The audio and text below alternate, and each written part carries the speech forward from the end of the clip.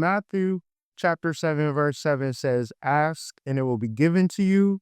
Knock and that door will open." And I'm paraphrasing. Today, in this episode of Occult Metaphysics 101, we're going to talk about the Kabbalah.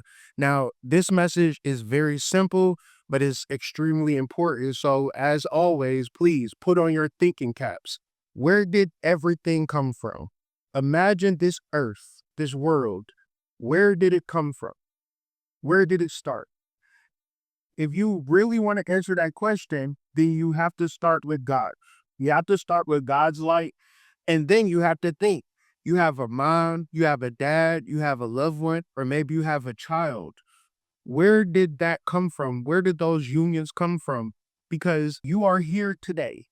That means that you have billions of ancestors that have died, lived, and existed just so you could be alive this day. What is that? That is God's love.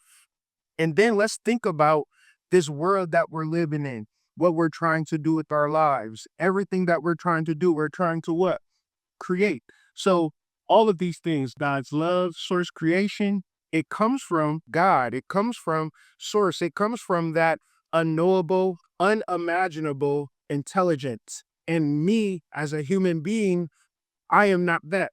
You are not that. There is not any man on the planet that is God's light, God's love, and source creation. There is a man, his name is Quincy Jones. He just transitioned. He had a $500 million fortune. That $500 million could not save him so he could live another day. So I'm telling you this to say that no amount of money is equated to God's light, God's love, and source creation. You at this very moment have access through it. So check out my previous videos, the mind, how the mind works, the woman and the dragon, to get an understanding of the external world and the internal world. And now we're going to travel into the realms of Kabbalah. The Kabbalah means to receive God's light, God's love, and source creation.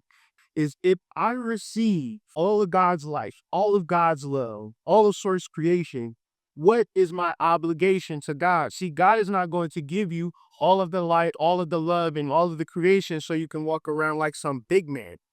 What happens is that we have to share. So that's what I'm doing today.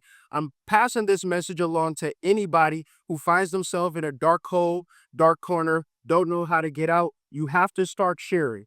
You have to start giving back to people. It is not woe is me. It is not you are isolated in this bad situation. No, you're not understanding and recognizing God's life, God's love, and source creation, and your obligation to share to the collective. Peace.